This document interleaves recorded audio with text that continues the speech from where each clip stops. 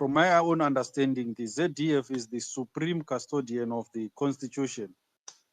And what ZANU-PF intend to do on taking away their mandate to preserve and protect the constitution is not only illegal, but also gravely dangerous for the people of Zimbabwe and everyone outside of ED's mercy.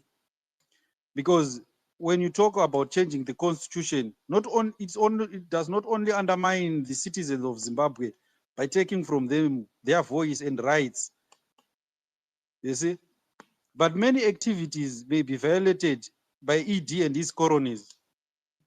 Therefore, it is right for every Zimbabwean or every right-thinking citizen to rise and defend their right to exist in Zimbabwe. Because from the last time I checked, Zimbabwe is not ED's premises. Zimbabwe is not ED's territory only. It is for us all, including him. So if you go back to 2017, ED has wanted to do away with the military so much that in 2023 he removed the military. The military was sidelined in favor of FARS. This was his plan all along. And when he was asked, do you want to go on as the president? He said, no, I will persuade the persuaders not to persuade me. This is his words, of which he knew exactly what he was doing. He's so cunning. He's so cunning and manipulative, making everyone believe that he doesn't want to go on when he know exactly what he wants before it happened. He know exactly this time, maybe probably before 1980. He was here before. ED was in 2026 in 1980. ED was in 2026 in 1990. It's not something that you wake up today and say, okay, I'm going to do this. You can see the shift in his politics from 2017. If you go back and try to analyze, meditate on his speeches and how he was doing his things, you can see it was premeditated for a very long time. He has been planning this. He has been planning this on how to navigate this. This is why today he wants to neutralize the whole military by taking the constitution from their custody and placing it in his pocket. Big as the constitution is, he wants to pocket it. And ladies and gentlemen, we are on a bumpy road. We need to buckle up and fight back. Respect is earned. And if you think you will still come here and assure ED that we will not go into the street, then you are on the wrong war front. You are on the wrong war front, because I've seen speaker after speaker here. No, I'm not encouraging people to demonstrate.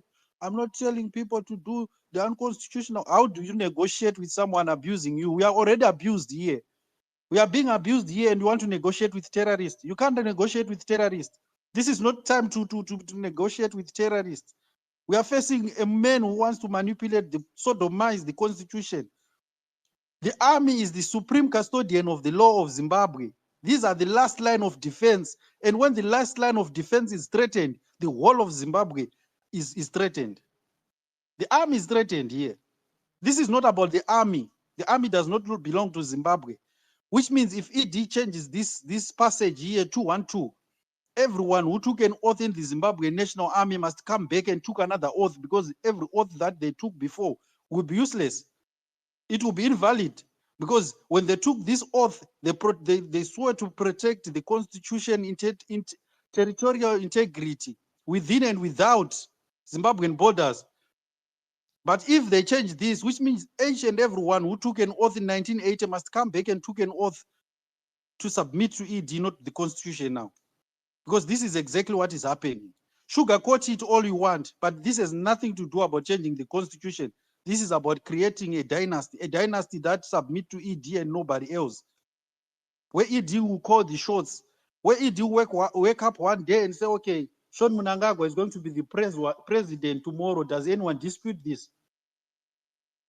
This is where we are heading, because once the constitution is bastardized, no one is going to protect it, because the army they have been neutralized. They want to neutralize the army. He knows the army has the power. They are the custodians. They have the constitution in their custody. So if I take it from them, then no one is going to stop me. So this one here is a serious and a very dangerous game that ZANU-PF and ED they are trying to play. He's 80 plus for crying out loud, 83, 84, going there. For crying out loud, he's already facing his death. Where is he dragging us with? He wants to take us to the dead, to the grave with him. We are not going to allow it. We are not going to allow it. We can't allow ED to manipulate each and every one of us. Home and abroad, everyone must stand in unity and fight. We have to fight back. We have to fight back. This is a war being declared on us, and you still want to play nice to abuse us. No, we can't do that. I personally here am not calling for violence or on unconstitutional means, but stop explaining to your abuser how you intend to confront him while drowning in fear here. You can't come here and assure ED here that, oh no, Mr. President, we are talking here, that we are not going to go in the streets. No, we are just talking and discussing how we can stop you. No, we are not going to do that. This is not what we are going to do. This is not what we are here for. This is resistance. And if you know English well, I'm not good at English. I'm not good at English. I'm not learned. I'm not an academic. But if you know the word resistance, you know what it means. This is why we are here. If you are not ready to resist what is forced on you, then don't come up here and request Mike. Because we want to resist section 1212. Not only that, a lot of sections are being bastardized. But today we are focusing on section 212. This is what we want to resist. And as citizens, we don't want people who come here and marinate EDs unruly. Welcome to Zim One, a platform where every voice matters and every idea counts. This is a space dedicated to nation building, shaped by the thoughts, hopes, and lived experiences of the people of Zimbabwe. From the streets to the classrooms, from farms to factories, from elders to the youth, we bring together brilliant points from different gatherings of citizens across our nation. These are conversations rooted in reality, driven by patriotism, and guided by the belief that Zimbabwe's future is built by its people.